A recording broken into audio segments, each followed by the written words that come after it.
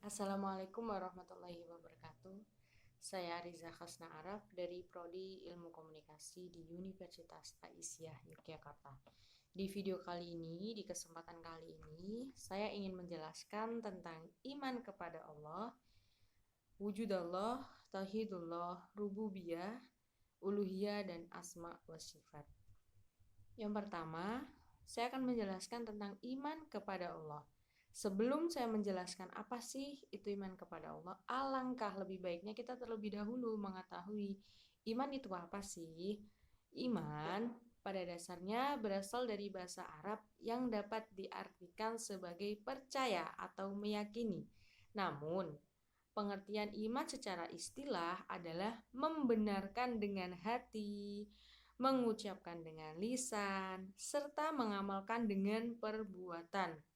Jadi, iman kepada Allah adalah membenarkan dengan hati, mengucapkan dengan lisan, serta mengamalkan dengan perbuatan bahwa Allah itu ada dengan segala keagungannya. Dan perintah iman kepada Allah ini ada di dalam Al-Quran surah Al-Baqarah ayat 163 yang berbunyi A'udzu billahi minasyaitonir rajim. Bismillahirrahmanirrahim. Wa ilahukum ilahu wahid. La ilaha illa huwar rahmanur rahim. Yang artinya, dan Tuhanmu adalah Tuhan yang Maha Esa. Tidak ada Tuhan melainkan Dia yang Maha Pemurah, lagi Maha Penyayang. Kemudian saya akan menjelaskan tentang fungsi iman kepada Allah. Yang pertama, menambah keyakinan. Yang kedua, menambah ketaatan. Yang ketiga, menenteramkan hati. Dan yang keempat, dapat menyelamatkan manusia di dunia dan di akhirat. Serta yang kelima, yaitu mendatangkan keuntungan dan kebahagiaan hidup. Yang kedua, saya akan menjelaskan tentang wujud Allah. Wujud Allah atau keberadaan atau eksistensi Allah. Seorang muslim mengimani bahwa Allah Ta'ala itu wujud, ada atau eksis. Di antara dalil-dalil yang melandasi keyakinan ini adalah ad-dalilul fitri atau dalil fitrah. Secara bahasa, fitrah artinya al-khilqah, yaitu keadaan asal ketika seorang manusia diciptakan oleh Allah. Jadi, maksudnya adalah manusia sejak awal penciptaannya telah membawa naluri bertuhan. Sejak di alam ruh, manusia telah mengakui eksistensi Allah sebagai Tuhannya. Kedua, ad-dalilul hissi atau dalil yang dapat diindra. Ada bukti-bukti keberadaan Allah Ta'ala yang dapat dinikmati, dilihat, dirasa, atau disentuh oleh indera manusia. Biasanya berupa berbagai kejadian luar biasa yang terjadi di tengah-tengah umat manusia. Di antaranya adalah mukjizat para nabi dan rasul yang telah disaksikan manusia.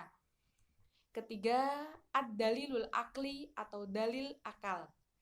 Jika kita menggunakan akal kita untuk memperhatikan berbagai fenomena di alam semesta ini, akan sampailah kita pada satu kesimpulan bahwa semua fenomena yang ada membuktikan bahwa Allah yang Maha Kuasa itu ada.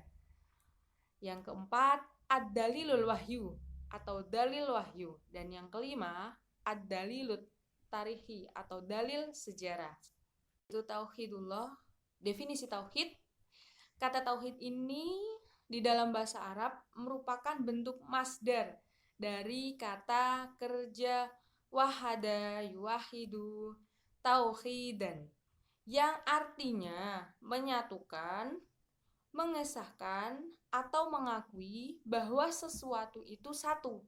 Dengan demikian, secara bahasa, tauhidullah berarti menyatukan Allah, mengesahkan Allah, atau mengakui bahwa Allah itu satu. Sedangkan secara istilah, tauhidullah bermakna mengesahkan Allah dalam hal-hal yang merupakan kekhususan bagi Allah.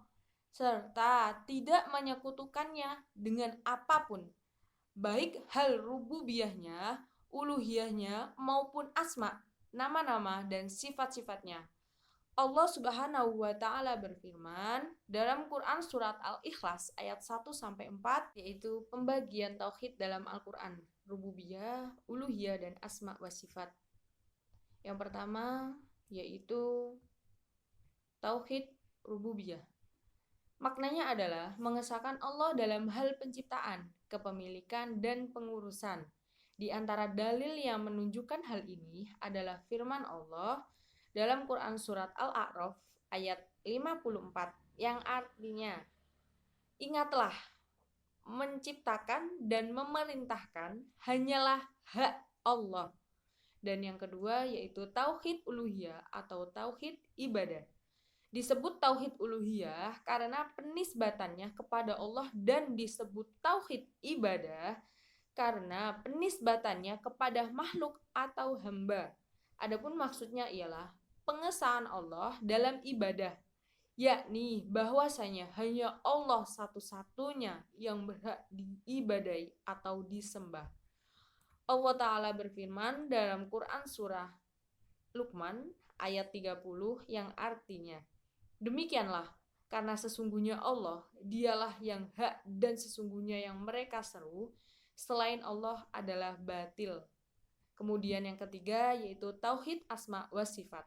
Maksudnya adalah pengesahan Allah Azza wa Jalla dengan nama-nama dan sifat-sifat yang menjadi miliknya. Tauhid ini mencakup dua hal, yaitu penciptaan dan yang kedua penafian. Artinya, kita harus menetapkan seluruh nama dan sifat bagi Allah sebagaimana yang ditetapkan bagi dirinya, itu yang semisal dengan Allah dalam nama dan sifatnya. Dalam menetapkan sifat bagi Allah, tidak boleh melakukan takhil, tahrif, tamtsil, maupun takyil. Hal ini ditegaskan Allah dalam firman-Nya Quran surah Asy-Syura ayat 11 yang artinya, tidak ada sesuatu pun yang serupa dengannya, dan dialah yang maha mendengar lagi maha melihat. Ketika kita beriman, maka kita akan melakukan perintah-perintah Allah, baik sunnahnya maupun wajib, serta meninggalkan larangan yang telah ditetapkannya. Contoh dari perilaku beriman dalam kehidupan sehari-hari, yang pertama yaitu mendirikan sholat, yang kedua menafkahkan sebagian rizki, dan yang ketiga beriman kepada Allah. Keempat, menafkahkan sebagian hartanya baik di waktu lapang maupun sempit, mau senang maupun susah. Yang kelima yaitu selalu berbuat kebajikan. Yang keenam, mampu menahan amarah. Yang ketujuh, mampu memaafkan kesalahan orang lain. Dan yang kedelapan, melaksanakan perintah Allah dari segi ibadah. Yang kesembilan, berhenti dari perbuatan keji dan tidak mengulanginya. Dan yang ke-10 yaitu mempercayai dengan benar rukun iman. Sekian dari saya, kurang lebihnya mohon maaf. Nun wal qalami wa mayasturun fastabiqul khairat. Assalamualaikum warahmatullahi wabarakatuh.